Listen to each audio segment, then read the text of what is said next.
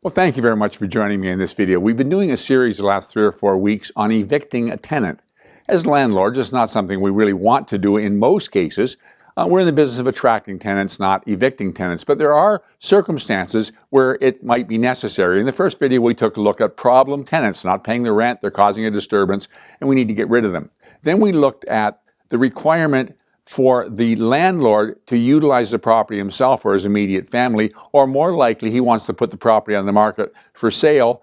A new buyer wants to move in and they need the tenant to move out. And so we saw the process of using an N12 there to notify the tenant. We saw we can speed that process up by following it up by an L2. I want to take a look today at another possibility. And this is the possibility of the landlord and tenant coming to a mutual agreement for the tenant to move out. In this case, you would use an N11 form and you'd provide it to the tenant, and the tenant signs and the landlord signs, and whatever the effective date you put on that form is when the tenant agrees to move out. Now, you say, well, why would a tenant sign that? Well, the landlord's saying to the tenant, listen, I'm putting the property on the market for sale. In all likelihood, you're going to be getting an eviction notice because the new owner will probably want to move in himself, and it makes it easier for me to show the property if it's vacant. So if we can agree and have you find a property and move out beforehand, I can go ahead and market it, and it won't disrupt your life like it will if you're still there. And often the landlord may offer an incentive, a cash incentive to the tenant to get him to move. That isn't a guarantee he is going to move out. I had one of my agents who had some rental properties, and they were all under market rent, and he went around to each one of his tenants and offered them $5,000 cash if they would move out. Not one of them moved out because they realized how much more they were going to have to pay wherever they moved, and that $5,000 would be eaten up pretty quickly. However, if you can come to an agreement between the landlord and the tenant, it's the easiest way. It's this N11. And there's no reason required. It's just an agreement. And it can break a fixed term tenancy. If I've got a tenancy in place for a year and it's got 8 months still to run, as long as the tenant agrees, the landlord agrees, that's the end of the tenancy. The termination date is whatever we use on the N11. Okay, but we saw last week, and it's still true this week, when somebody commits to something, there's no guarantee they're going to do what they say they're going to do. You say, well, they signed, they agreed, and I even agreed to pay them compensation when they moved. Yeah, but see, what happens is then they start shopping around for a new apartment, and they realize how much more it's going to cost them monthly to get what they have now.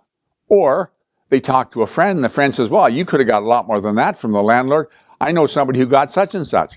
And they start rethinking what they signed, and they want to either renegotiate it or just refuse to move out. And they have to move out. They've signed it, but that doesn't mean they're going to move out.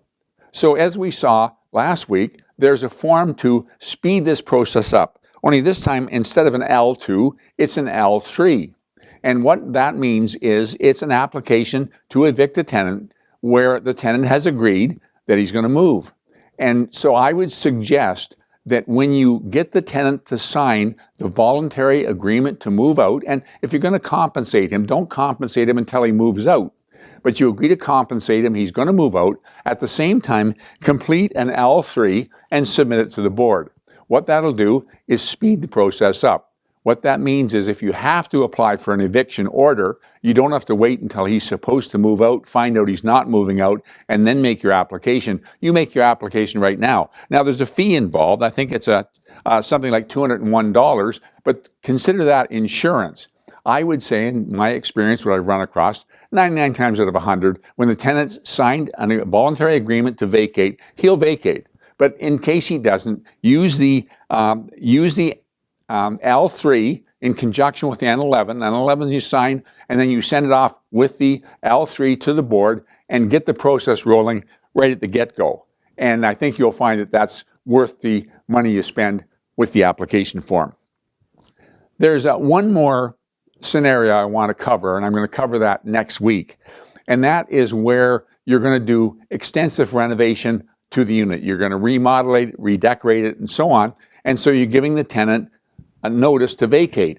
And there's some liability involved. And I want to make sure that we're aware, because more often than not, the landlord, even though he's doing the renovation and repair, he's doing it with the intent of raising the rent up to more like market rent. And we need to be careful. There's some concerns here that you are leaving yourself open for, and we want to talk about them next week. Thank you very much for joining me, and I look forward to seeing you again this time next week.